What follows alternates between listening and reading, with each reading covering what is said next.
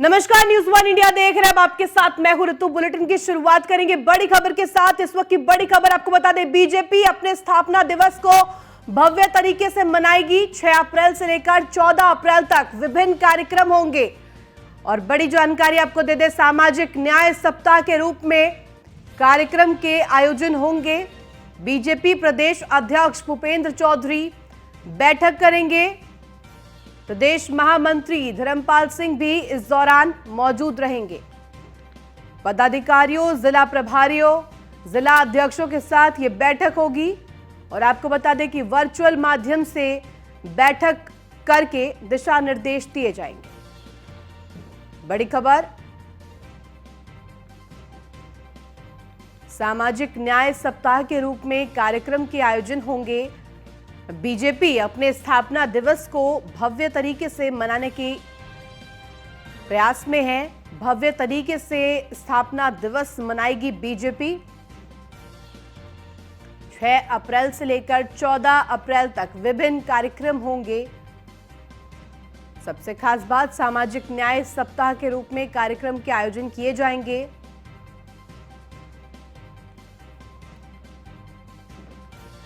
और ज्यादा जानकारी के साथ संवाददाता स्कंदिता मिश्रा हमारे साथ लाइव जुड़ गए। स्कंदिता, क्या जानकारी? जिस तरह से देखिए, बीजेपी अपने स्थापना दिवस को भव्य तरीके से मनाने के भरसक प्रयास में है और तमाम तैयारियां पूरी कर रही है। क्या कुछ इससे जुड़ी अपडेट आपके पास?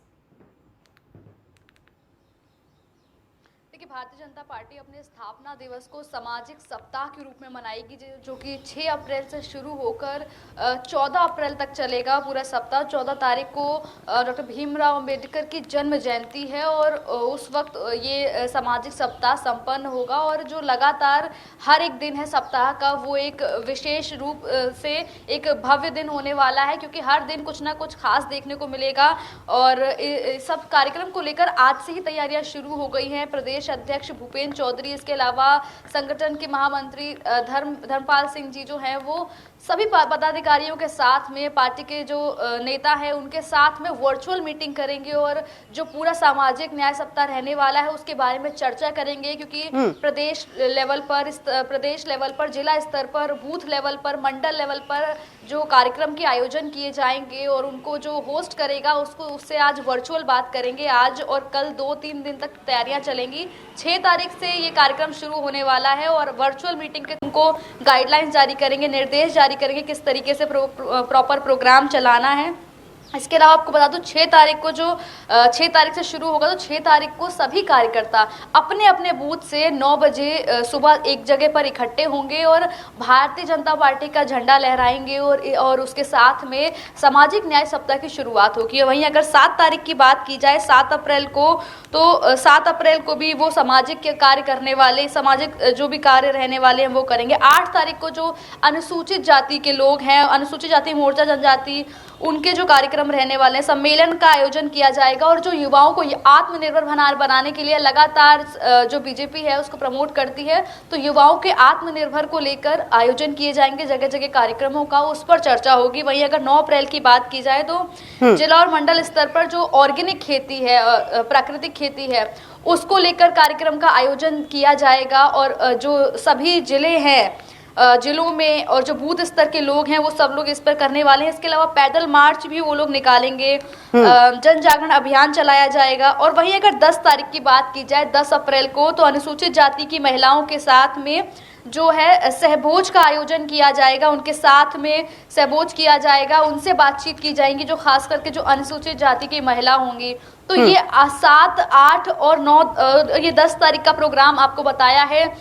इसके अलावा 11 तारीख को जो महात्मा ज्योतिबा फूले की जन्म जयंती है, तो उसको उपलक्ष्य में मनाया जाएगा। उसमें उनको पुष्पार्पण किए जाएंगे, पुष्पांजलि दी जाएगी। उनके जो विचार हैं, उनका जो व्यक्तित्व है, उसके बारे में बातचीत होगी। उनके जो विचार हैं, उनको समाज सुधारने को लेकर उसको जन जन तक पहुंचाया जाएगा। उसको लेकर सम्मेलन के आयोजन किए जाएंगे। स्कंदिता, देखिए, जिस तरह से निकाय चुनाव को लेकर भी तैयारियों में पार्टियां जुट गई है और खासतौर पर बात करें 2024 के लोकसभा चुनाव की, तो उसके लिए भी तैयारियां की जा रही है। और इसके मद्देनजर ये स्थापना दिवस और भी ज्यादा महत्वपूर्ण हो जाता है, जिसके जरिए बीजेपी कोशिश करेगी जनता तक पहुंचने की।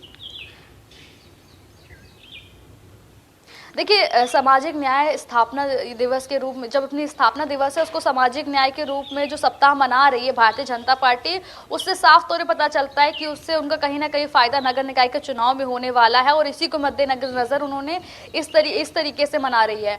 और खास करके जो एक पूरा सप्ताह है उसमें 12 तारीख का दिन नगर निकाय चुनाव को देखते हुए विशेष रखा गया है, जिसमें नगर निगम, नगर पंचायत, नगर पालिका और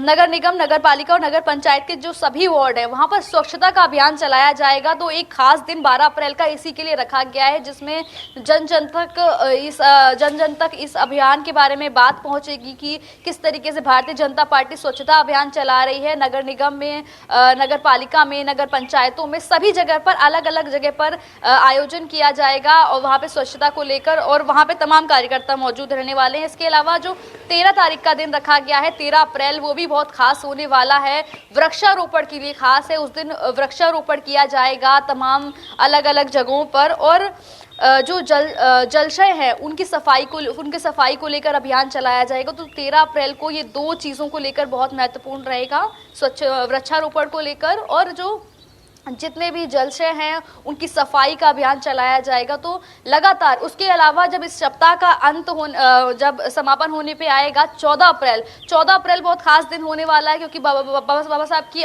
जो जन्म जयंती है उसके रूप में मनाएंगे। सब लोग एक साथ इकट्ठे होंगे और भीमराव अम्बेडकर जी की जो प्रतिमा है वहाँ पर माल्यार्पण करेंगे, उनको पुष्पांजलि अर्पित करेंगे, और इसके अलावा जो उनके विचार हैं, उनका जो जिस तरीके से उनके जो व्यवहार था उसको जन जन तक पहुंचाने का वो संकल्प लेंगे। उनके विचारों पर चर्चा की जाएगी, किस तरीके से उनके विचारों को जनता तक पहुंचाना है। तो 14 तारीख को समापन होगा इस दिन का, और बहुत खास रहने वाला है सामाजिक न्याय सप्ताह का ये पूरा कार्यक्रम। ठीक है, बहुत शुक्रिया तमाम जानकारी के लिए स्कंदिता।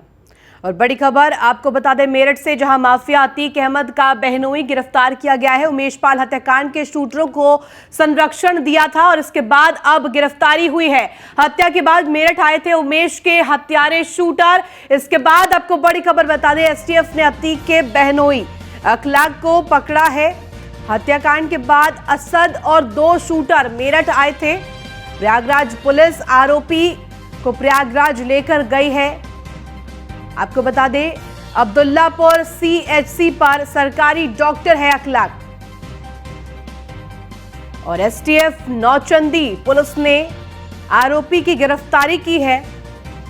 बड़ी खबर आपको बता रहे, एक और अपडेट, उमेश पाल हत्याकांड मामले में प्रयागराज पुलिस आरोपी को प्रयागराज लेकर गई है और लगातार तमाम आरोपियों की तलाश धरपकड़ में प्रयागराज पुलिस लगी हुई है। माफिया अतीक की बात करें तो माफिया अतीक अहमद को भी अपहरण मामले में बीते दिनों उम्र कैद की सजा सुनाई गई थी, और अब ताजा अपडेट मेरठ से माफिया अतीक अहमद का बहनोई गिरफ्तार किया गया है। उमेश पाल हत्याकांड के शूटरों को संरक्षण दिया था और हत्या के बाद मेरठ आए थे उमेश के हत्यारे शूटर।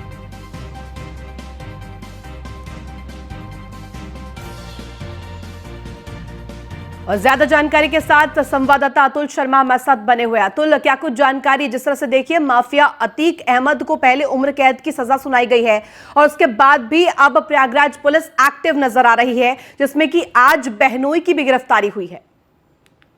तो ये मेरठ के थाना नौचंदी क्षेत्र में अतीक अहमद का बहनोई रहता है, उसी के पुलिस ने और एसटीएफ ने गिरफ्तार किया। लगातार देखा जाए तो प्रशासन ने पहले ही अलर्ट किया था कि उमेश पाल हत्याकांड के शूटर अगर कोई भी उनको पनाह देता है तो उस पर भी सख्ती से कार्रवाई की जाएगी, लेकिन उसके बावजूद जो अतीक का बहनोई है उसने इस चीज को नहीं समझा और उसके बाद अपने घर में अतीक के शूटर और अतीक के बेटों को पनाह दी थी। उसके बाद लगातार मेरठ पुलिस और एसटीएफ एसओजी लगातार इनसे पूछताछ कर रही थी, जिसके बाद की एजेंसी है वो सुरक्षा एजेंसी लगातार एसटीएफ के साथ इनसे पूछताछ कर रही थी, जिसके बाद देर रात पुलिस ने अतीक के बहनोई अखलाक को गिरफ्तार किया है। सीएचसी पे ये सरकारी डॉक्टर है, उसके बावजूद भी अपराधियों को पनाह देने के मामले में कई एजेंसी की रडार पर होने के बाद पुलिस ने देर रात इसको गिरफ्तार कर प्रयागराज पुलिस के हवाले किया है। प्रयागराज पुलिस मेरठ से लेकर रात ही रवाना हो गई थी, अब सुबह प्रयागराज पहुंचेगी, वहां पर पूछताछ करेगी किस तरह से कौन कौन अपराधी थे, कौन कौन इसके घर रुके थे और किन कारणों की वजह से इसने रोका था, क्योंकि सरकार और प्रशासन का साफ निर्देश है कि अगर जीरो टॉलरेंस नीति के तहत किसी भी माफिया या किसी भी को भी संरक्षण दिया जाता है तो उस व्यक्ति पर भी बराबर कार्रवाई होगी। अब देखना ये होगा कि अतीक के बहनोई पर क्या कार्रवाई होती है, क्योंकि अतुल, माफिया और के ये भी बेटे को जानकारी आ पाई है अभी तक कि हत्याकांड के बाद असद और 2 शूटर मेरठ आए थे और पनाह दी थी अखलाक ने। जी रितु, ये बिल्कुल सही है कि शूट आउट होने के बाद, उमेश पाल शूट आउट होने के बाद में मेरठ में ही वो शूटर कई दिन तक रुके थे। उसके बाद एसटीएफ की लगातार मेरठ में छापेमारी हुई थी। लखनऊ एसटीएफ, प्रयागराज और मेरठ एसटीएफ की संयुक्त छापेमारी में मेरठ से अखलाक से पूछताछ की गई थी, लेकिन उसके बावजूद कोई पुख्ता सबूत नहीं मिल पाया था, जिसके चलते दोबारा पूछताछ कई एजेंसियों की रडार पर जो अखलाक है वो रहा है। उसके बाद पूछताछ हुई है जिसमें साफ क्लियर हो पाया कि शूट आउट करने के बाद मेरठ में कई दिन तक ये गुड्डू जो बमबाज है, जो नजर आ रहा है सीसीटीवी में गुड्डू बमबाज, वो कई दिन तक मेरठ में रहा है। उसको पनाह देने का काम डॉक्टर अखलाक ने किया था, जिसके बाद पुलिस ने अब देर रात गिरफ्तार किया है। अतुल, और क्या जानकारी आपके पास? प्रयागराज जब लेके गई हैं तो आगे क्या कुछ संज्ञान लिया जाएगा, क्या कार्रवाई होगी? देखिए बिल्कुल, जो अतीक का बहनोई है उससे पूछताछ की जाएगी। अतीक की बहन के लिए अब लगातार मेरठ पुलिस निगाह पर है। लगातार देखा जाए तो अतीक की बहन से भी पूछताछ शुरू कर रही है। एसटीएफ की बात की जाए, मेरठ एसटीएफ लगातार इसके करीबियों से पूछताछ कर रही है। फिलहाल की बात की जाए तो अतीक का बेटा और गुड्डू बमबाज और कई शूटर फरार चल रहे हैं। उनकी तलाश में लगातार दबिश चल रही है। उसके बावजूद भी अभी तक माफिया असद और ना ही उसके जो बमबाज दोस्त है वो गिरफ्तार हो पाए। उन्हीं को लेकर के मेरठ पुलिस के साथ साथ STF, Lucknow STF, Prayagraj STF और कई टीम लगी हुई हैं उनकी तलाश में। अब अतीक की बहन से भी पूछताछ की बारी जल्दी नजदीक है। अतीक की बहन से भी ठीक है, पूछताछ की जाएगी। बहुत शुक्रिया तमाम जानकारी के लिए अतुल। और बड़ी खबर आपको बता दें लखनऊ से, जहां बीबीडी कैंपस की कैंटीन में एसडीए का छापा पड़ा है। एफएसडीए ने कैंटीन में बनी चाय का सैंपल लिया और आपको बता दें कि खाद्य तेल और चाय की पत्ती का नमूना भी भरा गया है। आपको बता दें कॉलेज के कई छात्र नाश्ता करने से बीमार हुए थे, जिसके बाद ये बड़ी कार्रवाई की गई है। सीधे तौर पर एसडीए ने छापा मारा है बीबीडी कैंपस की कैंटीन में, जिसके बाद तमाम सैंपल्स भी इकट्ठा किए हैं। एफएसडीए ने कैंटीन में छापा मारा, जिसके बाद चाय का सैंपल लिया और आगे की अब कार्रवाई की जाएगी। खाद्य तेल और चाय की पत्ती का नमूना भी लिया गया है इस छापेमारी के दौरान। आपको बता दें कि कॉलेज के कई छात्रों ने शिकायत की थी नाश्ता करने से। दरअसल छात्र बीमार हुए थे, जिसके बाद ये पूरा मामला संज्ञान में आया था। बीबीडी कैंपस की कैंटीन में एसडीए की छापेमारी।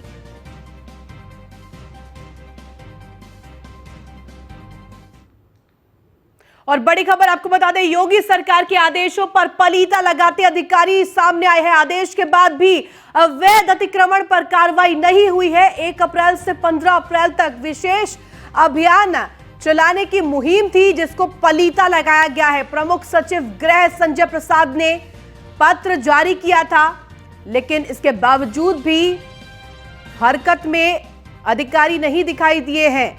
1 अप्रैल से 15 अप्रैल तक विशेष अभियान चलाने का प्रयास था, मुहिम थी, लेकिन इन सभी दावों पर पलीता लगाया गया है। मेरठ से खबर, योगी सरकार के आदेशों पर पलीता लगाते हुए अधिकारी। और ज्यादा जानकारी के साथ संवाददाता अतुल शर्मा हमारे साथ फोन लाइन पर जुड़ गया। अतुल, क्या जानकारी? जिस तरह से देखिए योगी सरकार लगातार आदेश देती नजर आई है अवैध अतिक्रमण को लेकर, और इस आदेश में एक विशेष अभियान भी चलाया गया था जिस पर पलीता लगाते हुए नजर आए हैं अधिकारी। हाँ देखिए, बिल्कुल सही है कि जिस तरह से मुख्यमंत्री के आदेश के बाद प्रमुख सचिव ने निर्देश दिया था कि सभी जिला अधिकारी और प्रशासनिक अधिकारी अतिक्रमण पर विशेष ध्यान दें, चाहे टेम्पो स्टैंड की बात हो, बस स्टैंड की बात हो या फिर दुकानों के बाहर अतिक्रमण की बात हो। आदेश तो आ चुका है, लेकिन उसके बावजूद मेरठ का प्रशासन अभी हलचल में नहीं है, क्योंकि लगातार देखा जाए जिस तरह से अतिक्रमण बढ़ रहा है उसको लेकर के विशेष अभियान के लिए 15 अप्रैल तक का समय दिया गया है। लेकिन मेरठ प्रशासन की तरफ से कोई हलचल नहीं है। किसी भी तरह की अगर कार्रवाई की बात की जाए तो कोई नहीं है, लेकिन अगर देखा जाए तो कागजी तौर पर लगातार कार्रवाई करते हुए प्रशासनिक अधिकारी नजर आते हैं। लेकिन हकीकत की बात की जाए तो कल जिस तरह से आदेश आया उसके बाद मेरठ नगर निगम की बात की जाए, ना नगर निगम के अधिकारी कोई जागते हुए नजर आए। लगातार अतिक्रमण के जो समस्या है वो बढ़ती जा रही है। उसके बावजूद गंगेमार बस हो या फिर टेम्पो स्टैंड की बात की जाए, सभी रोडों पर फर्राटे भरते हुए नजर आ रहे हैं। उसके बावजूद प्रशासनिक अधिकारी इन पर कोई कार्रवाई नहीं कर पा रहे। मुख्यमंत्री का साफ आदेश है अतिक्रमण पर विशेष ध्यान दिया जाए, विशेष तौर पर अभियान चला करके इनके खिलाफ कार्रवाई की जाए। लेकिन उसके बावजूद मेरठ प्रशासन की बात हो, पुलिस की बात हो, ना ट्रैफिक के खिलाफ कोई कार्रवाई कर पाते हैं, ना ही अतिक्रमण के खिलाफ प्रशासन कोई कार्रवाई कर पाता है। बिल्कुल अतुल, और ऐसे में आगे क्या कुछ इन अधिकारियों पर भी क्या कार्रवाई हो सकती है? देखिए, लगातार जिस तरह से देखा जाए उत्तर प्रदेश के अंदर अगर मुख्यमंत्री का आदेश है उसकी अवहेलना करते हैं तो उन अधिकारियों के खिलाफ कार्रवाई कभी भी हो सकती है। लेकिन मेरठ की बात की जाए तो ये अधिकारी जो बैठे हुए हैं एसी के कमरों में बैठ करके निफराम अपना काम करते हैं और वहीं से अपनी ड्यूटी निभाते हुए नजर आते हैं। लेकिन हकीकत की बात की जाए, कल विशेष अभियान था, उसके बावजूद मेरठ में कहीं भी ना अतिक्रमण हटाने का कोई विशेष ध्यान दिया गया, ना ही कहीं ट्रैफिक की व्यवस्था की बात की जाए उस पर कोई ध्यान दिया गया है। लगातार अधिकारी कमरों में बैठ करके एसी के कमरों में अपनी ड्यूटी निभा रहे हैं, ना ही कोई काम करते हुए नजर आ रहे हैं। ठीक है, बहुत शुक्रिया तमाम जानकारी के लिए अतुल। और बड़ी खबर नोएडा से आपको बता दें, बेखौफ दबंगों का कहर जारी है। एक युवक को बेखौफ लड़कों ने सड़क पर जमकर पीटा, लात घूंसों से बुरी तरीके से पिटते नजर आए दबंग। और दबंगों में न पुलिस का खौफ दिखाई दिया, न प्रशासन का डर दिखाई दिया। दबंग बेखौफ अंदाज में नजर आए। पिटाई का ये वीडियो सोशल मीडिया पर लगातार वायरल हो रहा है। वीडियो में एक लड़की और सिक्योरिटी गार्ड बीच बचाव करते नजर आए हैं। सेक्टर 125 एमिटी यूनिवर्सिटी के पास का ये बताया जा रहा है वीडियो। थाना सेक्टर 126 क्षेत्र का पूरा मामला। बेखौफ अंदाज दबंगों का दिखाई दिया। दबंगों में ना पुलिस का खौफ है, ना प्रशासन का डर है। जमकर लात घूंसे चल रहे हैं। एक युवक को बेखौफ लड़कों ने सड़क पर जमकर पीटा और तस्वीरें आपके सामने हैं। नोएडा का ये पूरा मामला।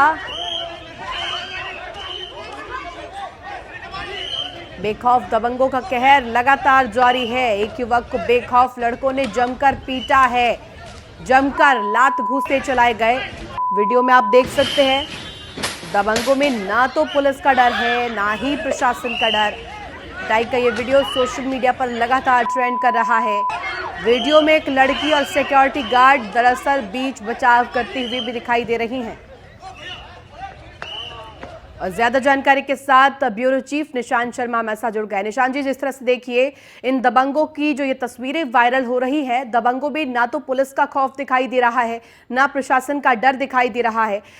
तो जरा तफ्तीश से बताइए कि कहाँ का ये पूरा मामला और क्या इसके पीछे की वजह? देखिए, नोएडा सेक्टर 125 का मामला है, जहां अमेठी यूनिवर्सिटी के पास की ये तस्वीरें देखी जा सकती हैं रितु। और कहीं ना कहीं जिस तरीके से एक युवक को सरेआम 4 से 5 युवक सरेआम पीट रहे हैं, वहां पर देखा जाए तो उस वीडियो के अंदर लात घूंसों से बुरी तरीके से पीटा जा रहा है। बिल्कुल बेखौफ होकर युवक सरेआम उसको पीट रहे हैं। दिन दहाड़े की ये तस्वीरें सामने आई हैं और कहीं ना कहीं देखा जा रहा है उस तस्वीरों के अंदर जो है सिक्योरिटी गार्ड और एक महिला बीच बचाव करने के लिए आती है। लेकिन उसके बाद भी बेखौफ जो युवक है, ना उनको पुलिस का डर लगता है, ना स्थानीय लोगों का डर लगता है और कहीं ना कहीं उसे बुरी तरीके से मारते रहते हैं। और उसमें थोड़ी सी भी उनको उस लड़के को मारपीट करने में थोड़ी सी भी दया नहीं आती और जिसके बाद उसे बुरी तरीके से पीटा जाता है। इसमें कहीं ना कहीं जो स्थानीय पुलिस है उस पर भी सवाल उठ रहे हैं। जिस तरीके से जो स्थानीय पुलिस गश्त करने की बात करती है, बीट की बात करती है, पीसीआर की बात करती है, कहां उस समय पुलिस चली जाती है जिस वक्त ऐसी घटना होती है और उसके बाद ये सोशल मीडिया पर वीडियो वायरल होती है। हालांकि ये पूरी तरीके से वीडियो वायरल हो रही है और एक्सक्लूसिव तस्वीरें खुद न्यूज इंडिया पर देखी जा सकती है और जिसके बाद में कहीं ना कहीं स्थानीय पुलिस की भी पोल खुलती नजर आ रही है। बिल्कुल निशांत जी, जिस तरह से ये पूरा जो मामला है एमिटी यूनिवर्सिटी के सामने की बताई जा रही है ये घटना, और ऐसे में जो शैक्षिक संस्थान है उसके पास ऐसी घटना होना, जिस तरह से ये पूरी तस्वीरें सामने आई है, किस तरह का ये संदेश दे रहे हैं? देखिए, पहले भी ऐसी तस्वीरें सामने आई, वीडियो वायरल हुई, इसी थाना क्षेत्र की ये वीडियो वायरल हुई। लेकिन कहीं ना कहीं ऐसी तस्वीरों पर लगाम लगाने में जो स्थानीय पुलिस है वो पूरी तरीके से उसका फेलियर देखा जा सकता है। वीडियो में मारपीट करते हुए बेखौफ युवक दिखाई दे रहे हैं और जिससे सरेआम लात घूंसों से बुरी तरीके से पिटाई करते जो दबंग है कहीं ना कहीं दिखाई दे रहे हैं और इसमें साफ तौर पर देखा जा सकता है ऐसी तस्वीरें कहीं ना कहीं पुलिस प्रशासन पर सवालिया निशाना उठा रही है। निशान जी, क्या कुछ संज्ञान इस पर लिया गया है पुलिस की तरफ से? अभी तक देखा जाए तो पुलिस के जो अधिकारी है, यहाँ के जो जोन के डीसीपी है, उन्होंने संज्ञान लिया है कि संज्ञान लेकर कार्रवाई की जा रही है। लेकिन जिस तरीके से तस्वीरें सामने आई, तस्वीरों में साफ बेखौफ युवकों की दबंगाई देखी जा सकती है और वीडियो खुद कहीं ना कहीं बयां कर रही है कि इन युवकों को, दबंगों को बिल्कुल भी खौफ नहीं है। ठीक है, बहुत शुक्रिया तमाम जानकारी के लिए निशान जी।